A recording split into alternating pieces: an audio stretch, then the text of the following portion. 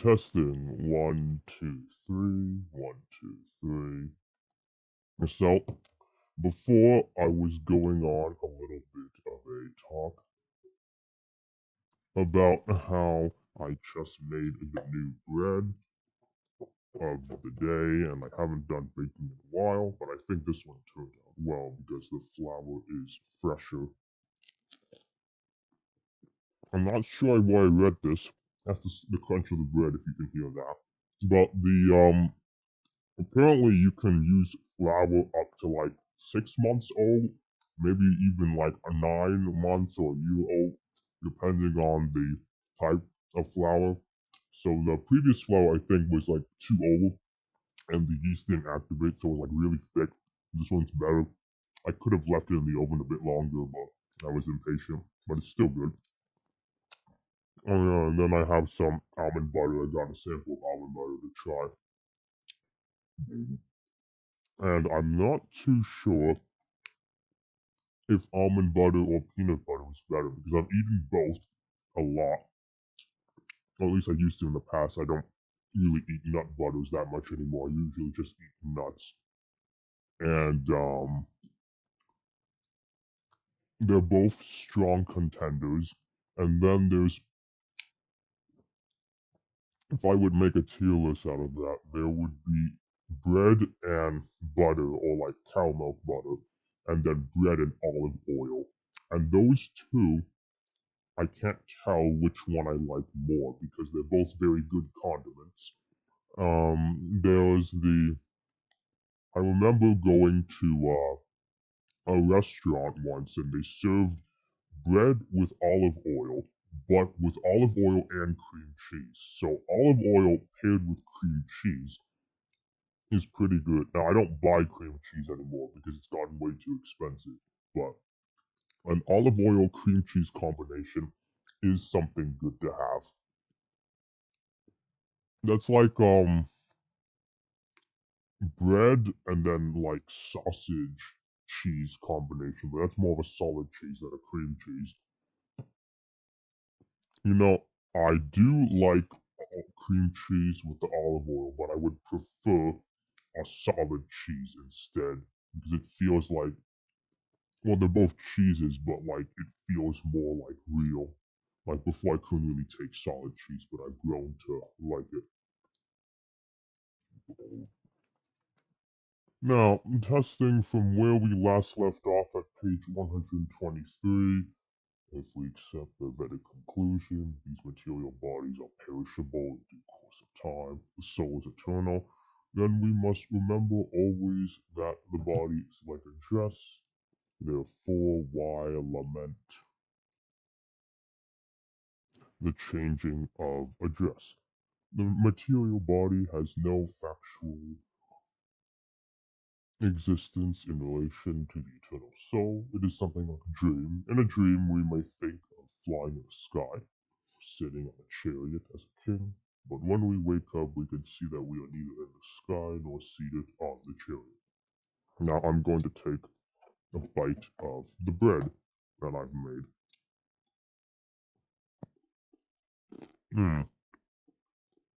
That's great. Now, usually I would just read a book while eating lunch by myself, but I might as well stream it. Like, I've been watching a lot of the Face Connect YouTubers have recently been doing a lot of work streams. So they would like do a clip, like Remy would do like her clip shorts and then have her Guerilla at the same time. And Leah would do that too. But Hershey was working on the music video. It looks pretty good.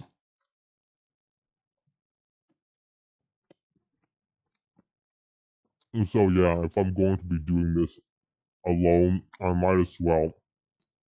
Like it was that book I tweeted back a while ago that I was going to read eventually. The book that was like Never Eat Lunch Alone.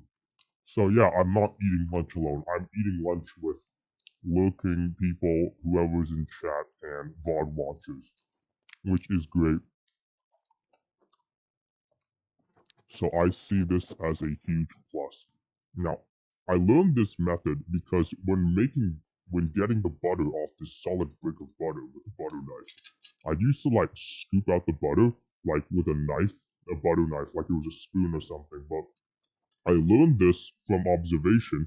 Apparently, you can like at a perfect 90-degree angle, a butter knife to the butter, put it there, and then just slightly scrape off the butter in repeating motions. And apparently, that saves on the conservation of butter when scraping the butter off the butter brick. And I like using that method.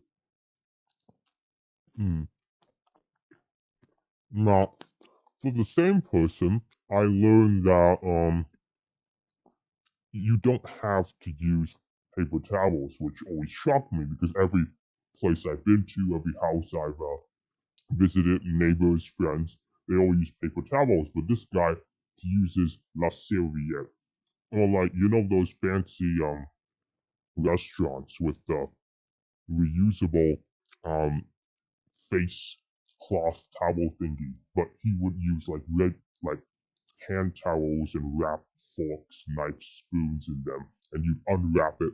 It would be like a restaurant, and you'd wipe your mouth with it, and then put it in the bin, and he'd wash it. And it was very environmentally friendly, very eco-conservative. So I admire that attitude, and I'm like, yeah, I should totally do that too. But like, paper towel is so much easier, and it's like it's not hard, but it is tedious to go out of your way to distance yourself from the paper towel industry, and then there's like all these chemicals that go into paper towels. Okay, where were we? Yeah. The Vedic wisdom encourages self-realization on the basis of the non-existence of the material body. Therefore, in either case, whether one believes in the existence of a soul or one does not believe in the existence of a soul, there is no cause for lamentation for loss of the body.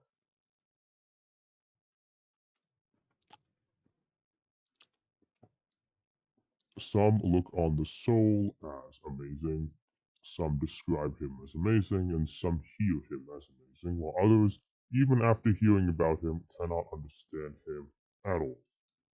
I don't know what that means, Upanishad, but since that is largely based on the principles of Upanishad, I think that's like a book or a series of books. It is not surprising to find this passage in the Katha Upanishad. And then I don't know how to pronounce any of that. The fact that the atomic soul is within the body of a gigantic animal. Oh yeah, so while I was watching Tanma play, what's it called? That game that's like very much like it feels like it was written by an Afghan war veteran, but it was like by this Switzerland guy, or Swiss guy. Um, I mean, I think he was a Swedish guy. The game about like Mortis, whatever you call that. Like there was the controller who was like this obese slob of a man telling you to kill people. But oh yeah, I remember there was like a appendix, and you buy and sell body parts and fish.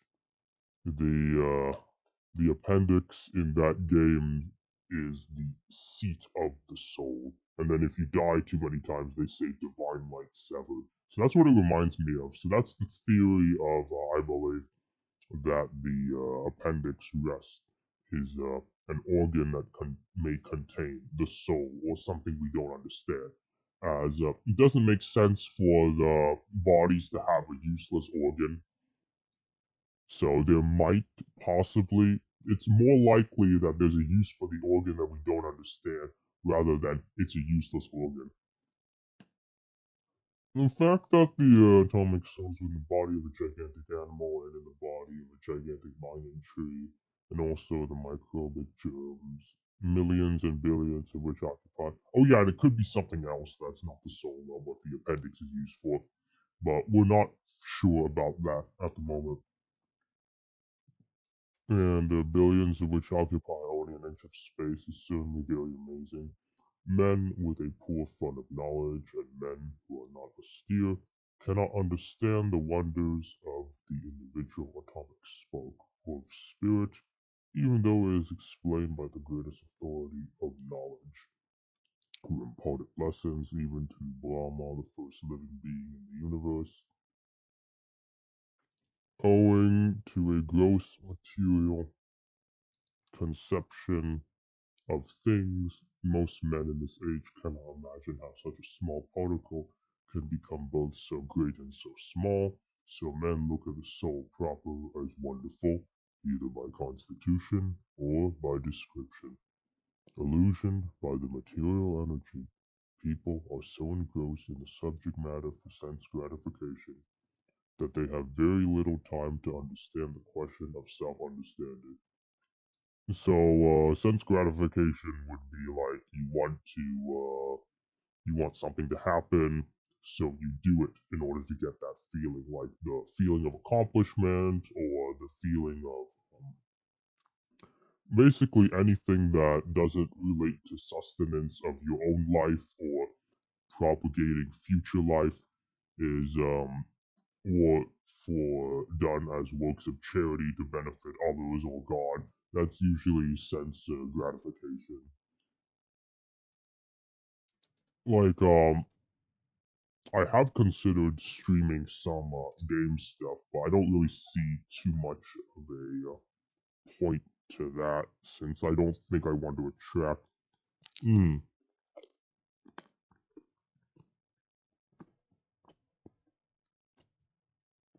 the wrong crowd for some of the games I've been playing, and then like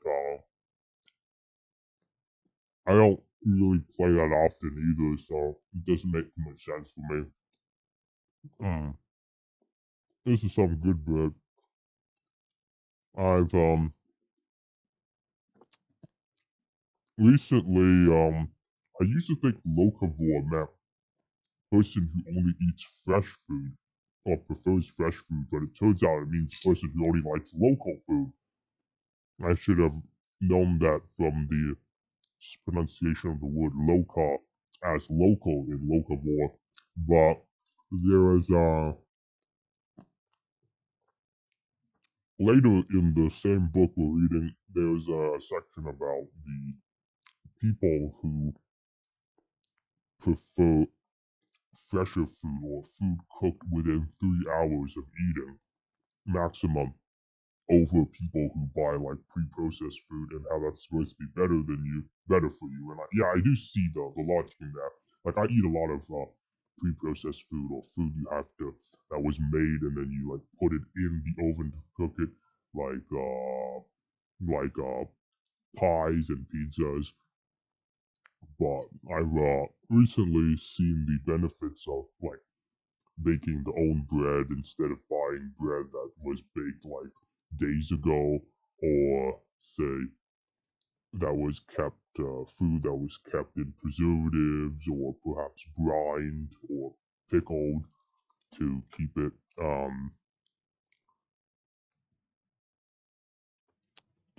preserved.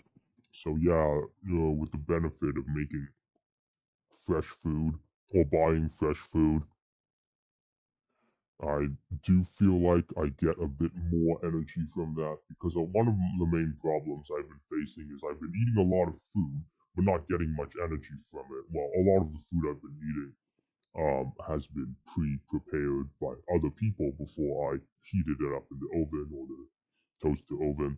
So that food, I suppose there are various like chemicals and well, yeah, the energy like dissipates after you prepare a food if you don't eat it like almost immediately. Like for coffee, I know the coffee snobs like to grind the beans and then drink from the filter the beans and drink from it immediately.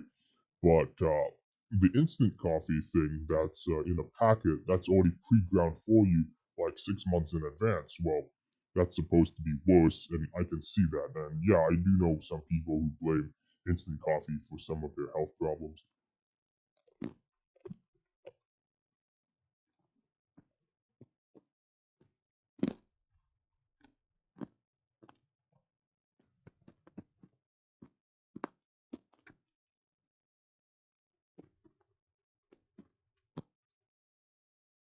And yeah, I have noticed from my own experience, grinding my own coffee, the coffee does taste fresher.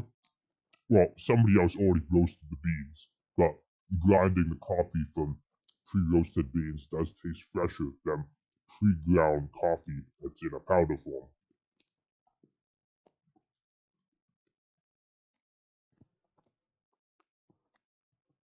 And I do think that might give me more energy, or maybe the same amount of energy. It's hard to tell. Even though it is a fact that without this self-understanding, all activities result in ultimate defeat in the struggle for existence. Perhaps one has no idea that one must think of the soul and also make a solution of the material miseries. Some people who are inclined to hear about the soul may be attending lectures in good association, but sometimes owing to ignorance they are misguided by acceptance of the super soul and the atomic soul as one without direction of magnitude. It is very difficult to find a man who perfectly understands the position of the soul, the super soul, the atomic soul, and their representative functions, relationships, and all other major and minor details. And it is still more difficult. I'm gonna get a swig of water. This is pretty salty. I may have added too much salt to the bread.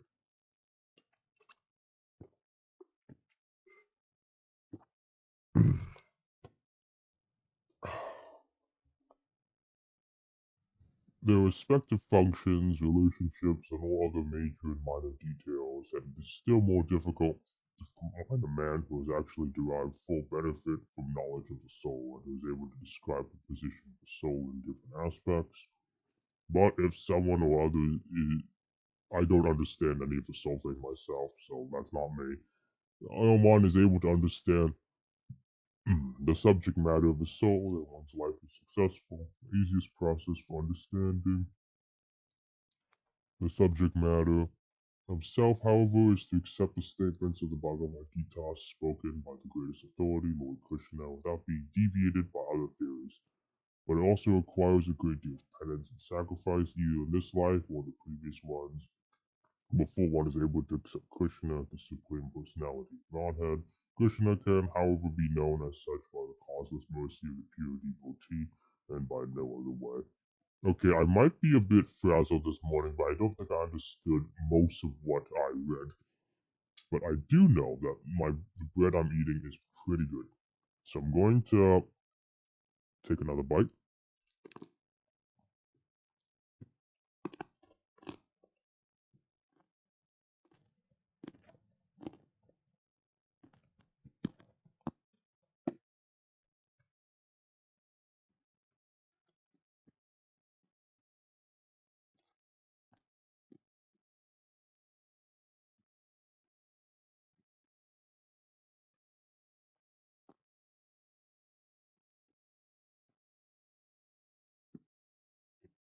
Mm.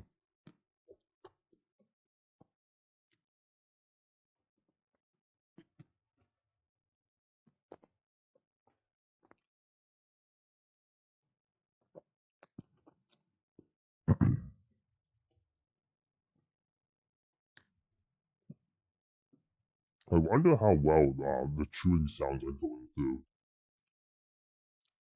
Like, are they too much or too little? Like, I don't want dead noises while I'm eating because I do want to eat. This is my lunch period. But I also want it to be somewhat productive. Okay, so O descendant of Bharata, he who dwells in the body is eternal and can never be slain. So yeah, the context of the book is still Krishna talking to Arjuna, and Arjuna is a descendant of Bharata. I don't remember who Bharata is, but he's referencing his heritage, and then therefore you need not grieve for any creature.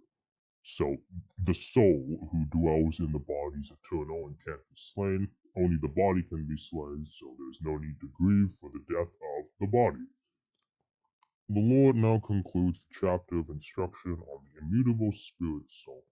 Now, I think it's good I'm reading this portion again because, yes, there is related stuff about personal things that are related to this not grieving for the death of the body, which I think is beneficial to myself. Now I'm going to do a little bit of audio test. Okay, things sound good to me.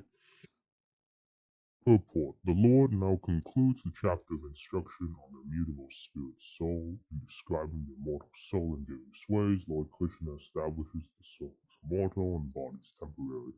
Therefore, Arjuna, as a Kshatriya, should not abandon his duty out of fear that his grandfather and teacher, Bhishma, the grandfather and Drona, the teacher, will die in battle. On the authority of Sri Krishna, one has to believe that there is a soul different from the material body. Not that there is no such thing as soul, or that living symptoms develop at a certain stage of material maturity resulting from the interactions of chemicals. Though the soul is immortal, violence is not encouraged. But at the time of war, it is not discouraged when there is actual need for it. That need must be justified in terms of the sanction of the Lord and not capriciously. Now, speaking of capriciousness, I've noticed in myself a little bit of a defect of capriciousness. For example, I've not made a schedule since I made that tweet about me not making schedules. And recently I've been doing gorillas at random. I've done 2 gorillas at random times. So consistency, which increases predictability, should be something that I purport more to do. However, I know that consistency can be taken advantage of in times of, say, war, if people know exactly what you're going to do. But this isn't a wartime, so I should probably be more consistent with when I do stuff.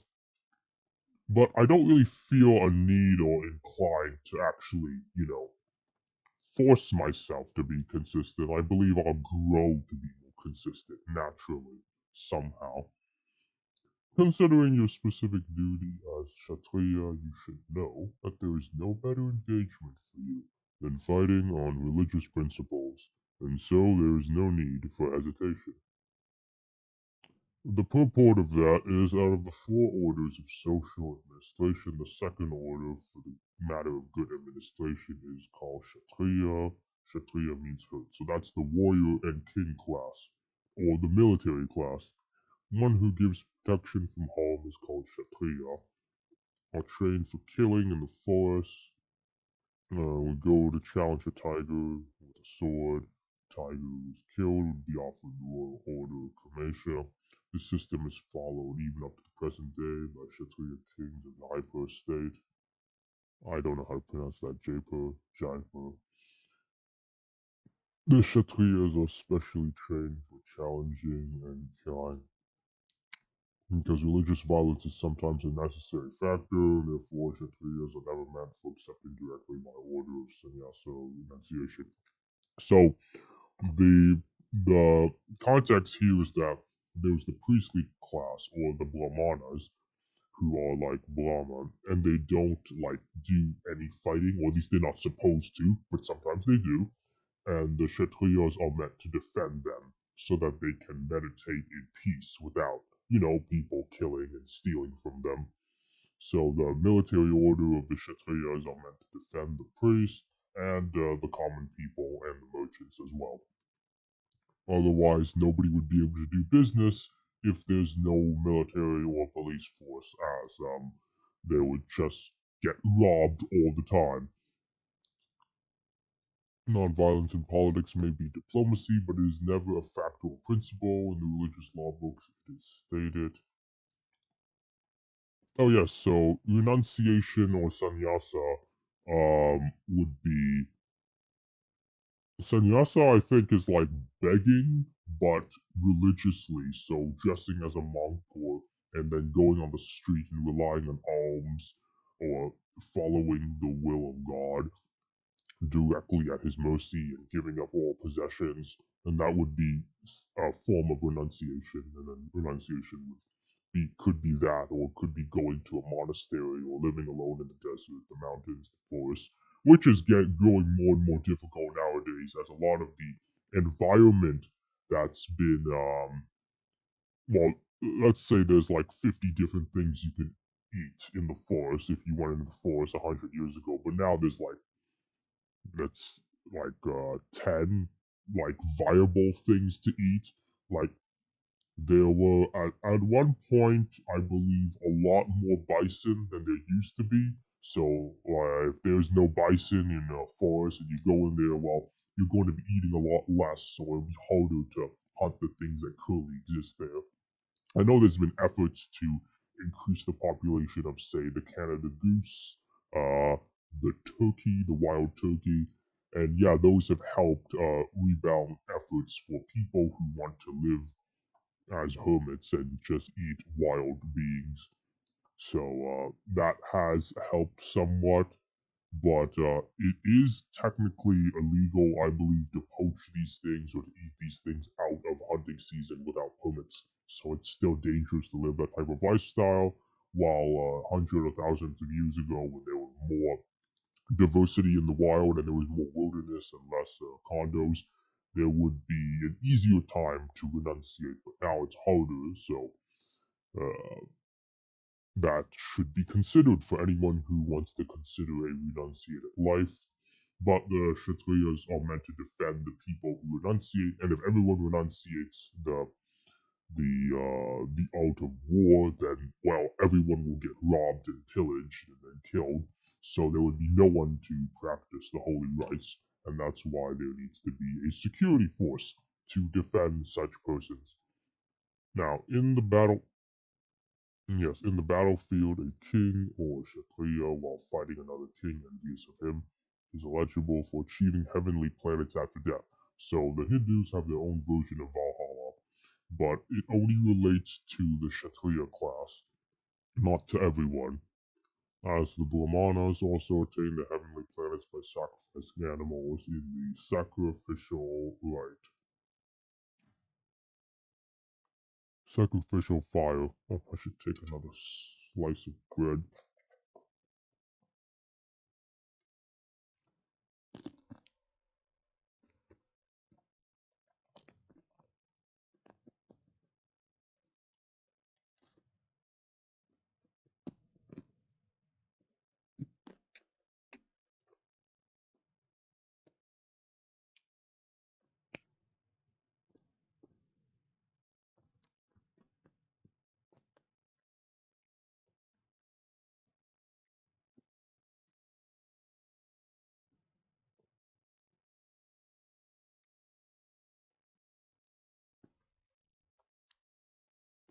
Okay, I'm doing a bit of reading ahead while I eat the bread, and I'm not too sure about this whole animal sacrifice thing, but I'll just read it.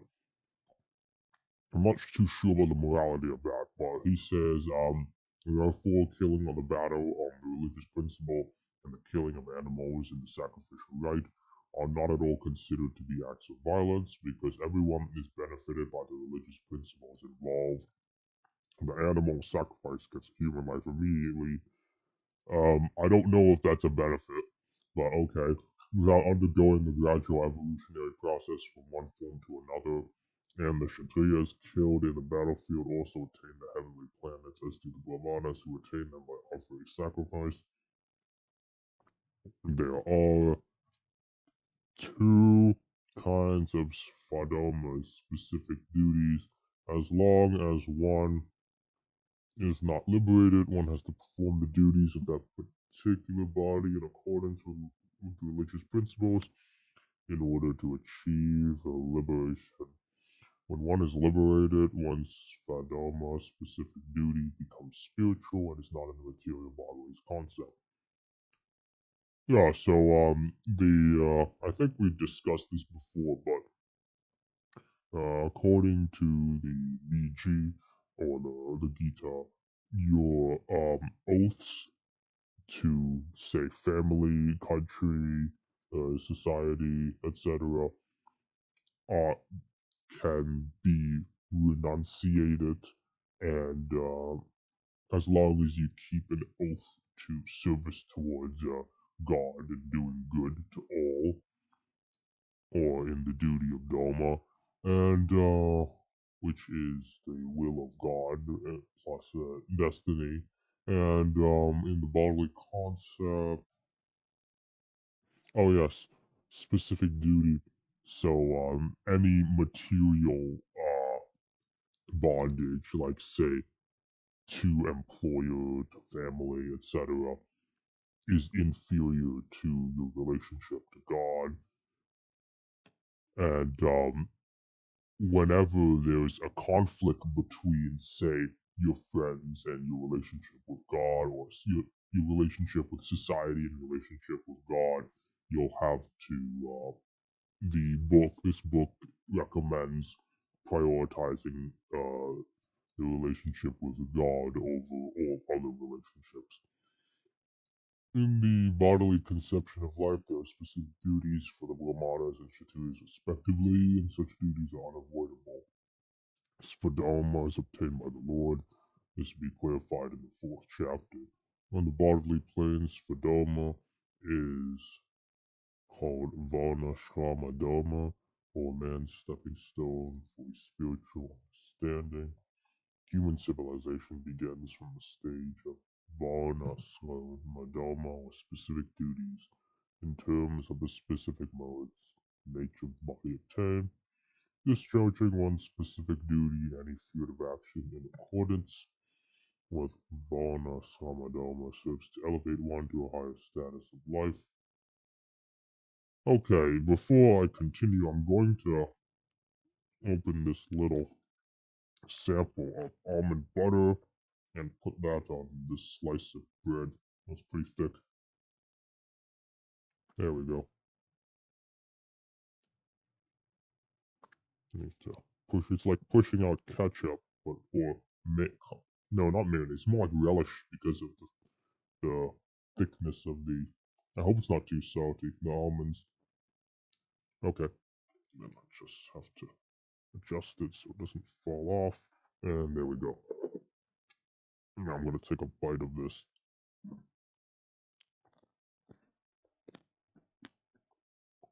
Hmm. I I guess it's okay. It's a little thick, a bit too salty. Yeah, I probably won't eat this again. This sample, maybe the sample is too old. It's been sitting on my kitchen counter for like a while. After I got it from like one of those sample booths at the grocery store. It's very sticky. I don't really like this almond butter. Well, I'll finish eating it, but I don't like it.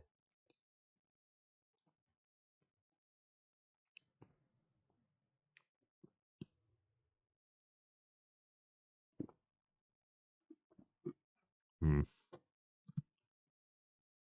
O Partha, happy are the Kshatriyas to whom such fighting opportunities come unsought, opening for them the doors into heavenly planets. Our supreme teacher of the world, Lord Krishna, condemns the attitude of Arjuna, who says, I do not find any good in this fighting, no cause perpetual habitation in hell. Such statements of Arjuna would due to ignorance only. He wanted to become non-violent in the discharge of his specific duty. For a Kshatriya to be in the battlefield and to become non-violent is the philosophy of fools. In the Parasara Swimti, however you pronounce that, or religious codes made by Parasara, the great sage and father of Vyasadeva. Vyasadeva is the oral author of the Mahabharata, or historian recorder, and then Ganesha is the scribe who wrote it down, and also the elephant-headed son of Shiva and God in the pantheon. So I suppose Sara would be Vyasadeva's father as described here. I don't know how to pronounce any of that. The Kshatriya's duty is to protect the citizen from all kinds of difficulties. Yes, I discussed that a few minutes before I ate the almond butter. And for that reason, he has to apply violence in suitable cases for law and order. Therefore, he has to conquer the soldiers of, I don't know what inimical means, I guess bad, the soldiers of inimical kings, and thus, with religious principles, he should rule over the world, considering all aspects. Arjuna has no reason to refrain from fighting. If he should conquer his enemies, he would enjoy the kingdom, and if he should die in the battle, he would be elevated to the heavenly planets whose doors were wide open to him. Fighting would be for his benefit in either case. If, however, you do not fight this religious war, you will certainly incur sins for neglecting your duties and thus lose your reputation as a fighter. Yeah, that reminds me a lot of I believe there was people in the news who were trained to be soldiers and then were sent to fight in like one of the oil wars. I think it was Iraq or Afghanistan. But once they were there, they declined to fight and they cited religious principles. But the thing is, there was a bunch of outrage against this because money went into training them and flying them all over there. And well, they didn't have to join the army. There's no conscription. And what else was there? They did. They could have said something before they flew all the way over there. So that was a quite like a weird attitude. I think there was an investigation into these people, and they found that I think one of them was possibly pulling a welfare scam, but before he joined the military. So that could be. But yes, there are some people who try to like get the benefits of being in the military and the paycheck, and then try to not actually fight. Well, that's a bit more understandable as a lot of the wars conducted today are more for resources, money, or ideological purposes, but political ideology is not like for the good of man or the good of God. So that's a bit more understandable, but it's still kind of scummy to like pretend you want to go fight for a war, and then once you get there, cite religious principles and then refuse to fight. So as a form of like it would be better if you would pull some other scam like at the home country and not like waste the military's resources on that. Anyways, back to the book. Arjuna was a famous fighter and he attained fame by fighting many great demigods, including Lord Shiva. Oh yeah, so here the book says after fighting and defeating Lord Shiva in the dress of a hunter. I think the version of the Mahabharata I read, it was Shiva who defeated Arjuna. And the moral of the story is that there's always someone better, or you shouldn't underestimate someone just because he dresses like a hobo. He could be a very good fighter. But anyways, I guess in the version here, the man sees Arjuna as defeating Shiva. But I think most of the versions of Mahabharata also have Arjuna defeating and then sparing his father Indra, which is the Hindu equivalent of Zeus.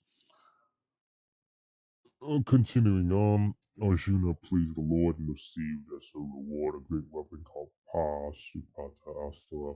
Everyone knew that he was a great warrior. So that's like some sort of a spear or a bow. Even Dronacharya, so that's Drona, who we talked about before, and then it's just a longer version of his name, which is the teacher. Gave him benediction and awarded him a special weapon by which he could kill even his teacher. They're talking about a different weapon now. He gets a lot of weapons, but the thing about Arjuna is that his weapons are like divine and not magical, so he doesn't have to like he's not incurring sin by trying to force desires of magic out of his weapons, but then he like they kind of stop working the moment like God decides that you've done your duty, you don't have to do anymore. So when he was escorting a bunch of Yadava women after the fall of the I don't know what were they called, the Vrishnis? I don't remember what their civilization was called, but after the fall of their place, they bandits attacked them to steal the woman away, and he couldn't protect them because, well, he was old and his weapons no longer had the miracles or the divinities that powered them. as he was done his job as warrior. And then there was a lot of, at the time, uh, marriage by kidnapping, and that's been like to the point where it was ceremonialized. Like the grandfather Bhishma kidnapped three brides, three princesses at the beginning of the story, and Arjuna, when he wanted to marry the sister Draupadi, Krishna was worried that the political alliance between himself and Arjuna may not have borne fruit if Arjuna had simply asked, and then if he gets rejected, that would hurt his reputation. So it would have been better, he said, to take Draupadi, since Draupadi already liked him. No, that wasn't Draupadi, that was a different person. That was Krishna's sister.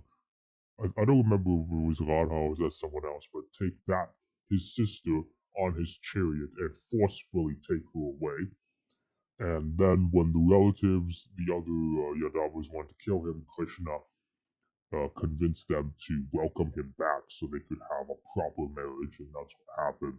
So the political implications of kidnapping women to marry them was different back then.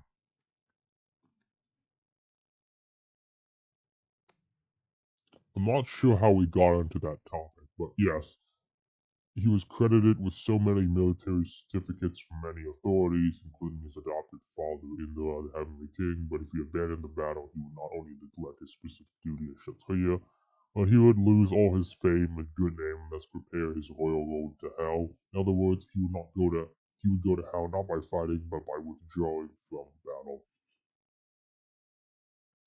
People will always now my mouth has a bit of a metallic taste in it. I think that's from the almond butter. If the almond butter was mixed with metallic blades, and well, things disintegrate. So if the blades haven't been changed after they're grinding the almonds into almond butter, then metal flakes can come off of the blade, and the almond butter can get a bit of a metallic taste. So that's what might be in my mouth right now. Or I added too much yeast to the bread. That could be a reason too.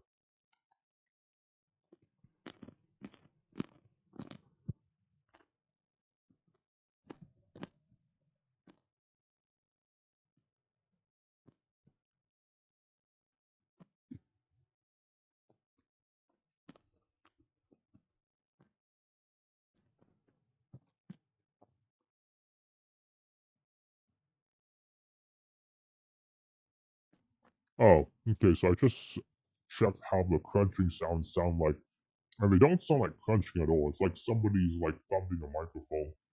Hmm, that's odd. Well, anyways, both as a friend and philosopher to Arjuna, the Lord Krishna now gave his final judgment regarding Arjuna's refusal to fight. Oh yeah, people always speak of Europe in infamy, and for one who has been honored, dishonor is worse than death. So for the Kshatriya class, dishonor is worse than death.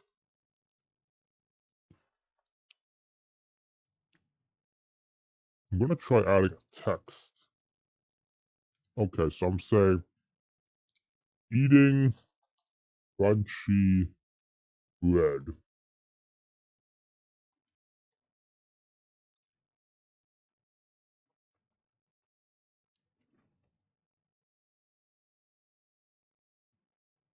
will pause a few times to chew.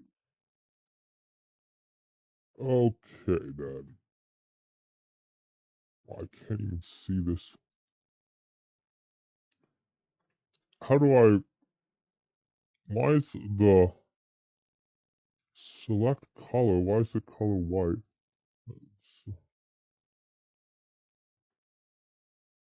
Okay, we'll go. Let's just add this in there.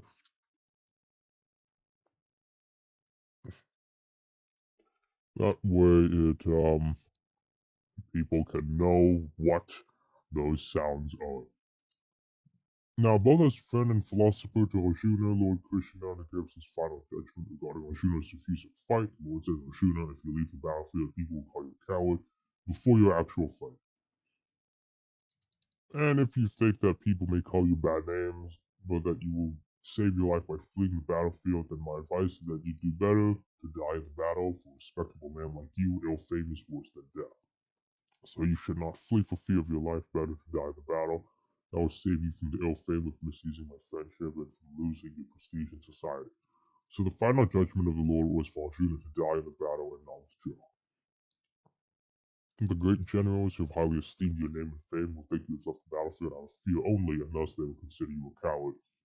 So even if Arjuna is trying to be virtuous for peace, either virtue signaling or trying to be virtuous by delaying the deaths of the bodies that contain souls that cannot die on the enemy side, who are fighting to keep Adharma or against the will of God, they will not see it that way, and the people will the common man will also see Arjuna as only a coward and his virtue as justification or rationalizations. Lord Krishna continued to give his verdict to Arjuna. Do not think that the great generals of Duryodhana, Karna, and other contemporaries will think that you have left the battlefield out of compassion for your brothers and grandfather. They will think that you have left out of fear for your life, and that their high estimation of your personality will go to hell. Your enemies will describe you in many unkind words and scorn your ability. What could be more painful for you? Lord Krishna was astounded at the beginning at Arjuna's uncalled for plea for compassion, and he described his compassion as befitting the non-Aryans. Now, in so many words, well, here the word Aryan refers to more Indian in this sense, or the Indo-Aryans. Now, in so many words, he's proven his statement against Arjuna's so-called compassion. Recently, a lot of the word Aryan has been either identified with that yogurt bread or with supremacist movements. But in this case, they are mostly talking about the Indo-Aryan people, some of which were blondes and others had darker skins, like Krishna, or were very pale, like Pandu, which is Arjuna's father. Now, translation: O son of Kunti, either you will be killed on the battlefield and attain the heavenly planets, or you will conquer and enjoy the earthly kingdom. Therefore, get up and fight with determination.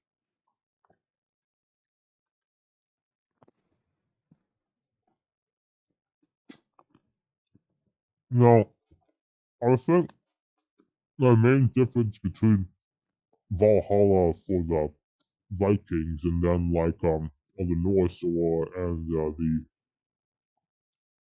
attaining heavenly planets to die on the battlefield is that you only reach the heavenly planets if you're fighting for a just cause in the name of God.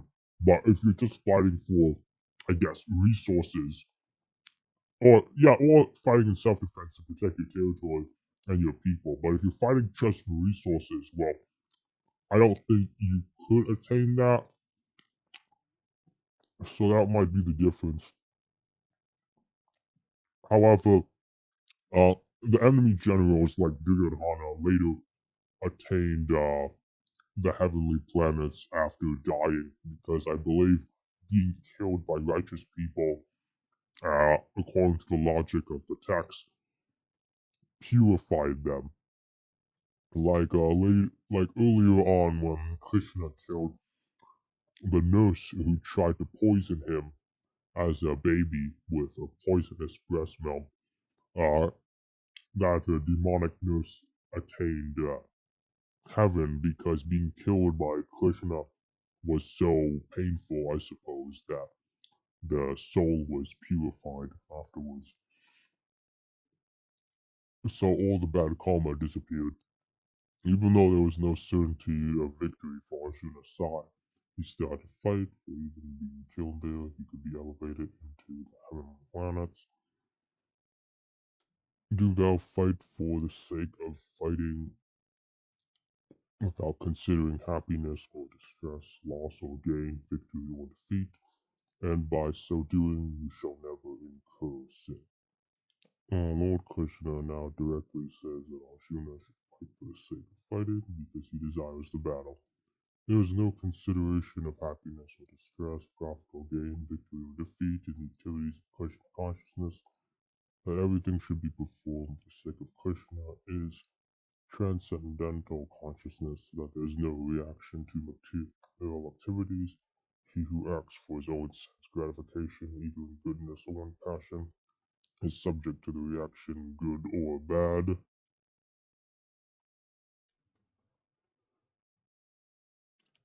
But he who has completely surrendered himself in activities of Krishna consciousness is no longer obligated to anyone. Okay, so this is one of the core fundamentals of the text, that if you're acting in order to fulfill a hedonistic pleasure, or you're passionate about something, let's say business, one of your hobbies, a relationship, maybe a family member or family in general, then you are subject to good and bad reactions, which is karma.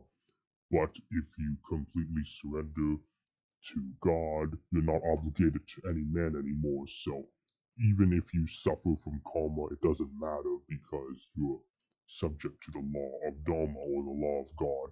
So God is above karma, nor is he adapted to anyone as one in the ordinary course of activities. It is said, I don't know how to read that. Anyone who is completely surrendered on the Krishna Mukunda, giving up all the duties, no longer adapted, nor is he obliged to anyone, not the demigods, not the sages, nor the people in general, nor kinsmen, nor humanity, nor forefathers. Now this brings me back to those guys who went to, I believe it was Afghanistan, or it could be a different country, and trained as soldiers, but the moment they got off the plane, they said they didn't want to fight anymore because of religious reasons. Well, that's kind of loophole. That is definitely, not even kind of, it's definitely loophole abuse, where they gain the benefits and the prestige of being in the military, and then they surrender to God the moment they have to fight and go into battle. So that's trying to take advantage of other people's generosity and have a sudden spiritual awakening the moment they get off the plane, which is disingenuous. The people in general, no kinsmen, no humanity, no forefathers. That is the indirect hint, given by Krishna to Arjuna in this verse, and the matter will be more clearly explained in the following verses. Now, for some families, the forefathers have a stronger grip than others. Like, I remember reading a book about how all of Carl Jung's descendants would fight um, each other over whether to publish his final book or not, and the and one of them told a newspaper that Young's reputation or his influence holds sway over the entire family, so that it's like he's always there even though he's dead. So that would be an obligation to forefathers, which is a material bondage, and not a dharma, which is a relationship to God. Thus far, I've declared to you the analytical knowledge of Sankhya philosophy. Oh yeah, I need to buy presents.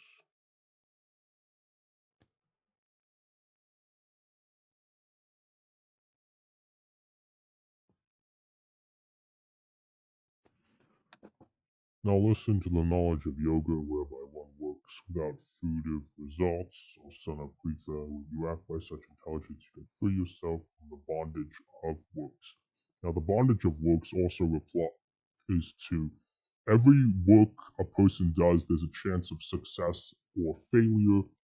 If there's success, there's great happiness, and if there's failure, there's great sadness. But renunciating the bondage to work means you're not affected by that anymore. Your mood doesn't depend on the results anymore. Hmm. Okay. breadcrumbs are going everywhere. I have to vacuum after this is over.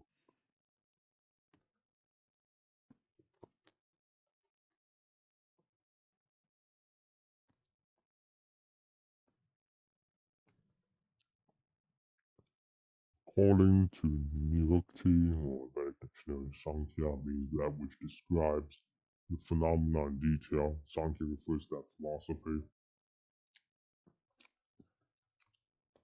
which describes the real nature of the soul.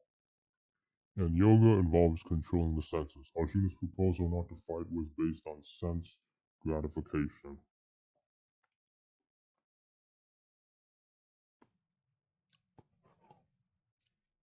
Forgetting his prime duty, he wanted to cease fighting because he thought that by not killing his relatives and kinsmen, he would be happier than by enjoying the kingdom by conquering his cousins and brothers. I'm such a slow eater, I have like so many pieces of bread left.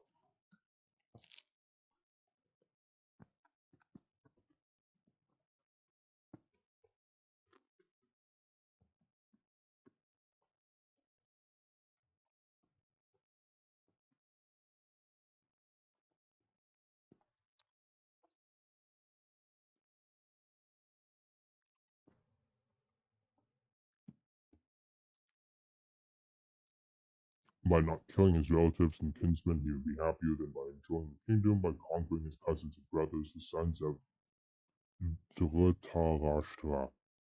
I pronounce it Dhritarashtra because it's easier for me, but I don't know if there's an extra I sound in there. In both ways, the basic principles were for sense gratification, happiness derived from conquering them. Oh yeah, so as spoken about before, Dhritarashtra was the blind king of the Kurus, but since he's blind, the law says he can't rule, but he still has administrative powers as a royal, so the power goes to his son, his firstborn, Duryodhana, who is the leader of the enemy faction in this war.